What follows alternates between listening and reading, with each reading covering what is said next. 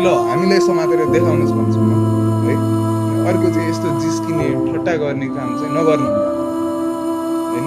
अब आजसम्म भनौँ न जेन्जी बुढाहरू भनेर चाहिँ डिसमिस गर्नुभएको होला, तर हामी पनि भनौँ न अहिलेका शीर्ष नेता कुनै बेला हाम्रै उमेरका थिए र हामीले चाहिँ धेरै कुरा पढेका छौँ, उहाँहरूबाट नि सिक्यौँ होला। यो अवस्थालाई कसरी नेभिगेट गर्ने भन्ने चाहिँ हामीले थाहा पाइसक्यौँ। धेरै विज्ञसँग सुझाव पनि लिएको छौँ। हामीसँग हाम्रो 24 वर्ष 25 वर्षको दिमाग मात्र छैन कि विज्ञ टोली पनि छौँ र हामी डराएको पनि छैन। आँट छ, समात्ने भए समात्नुहोस्, फेरि निस्किउँला अथवा समात्नै नसक्नु होला।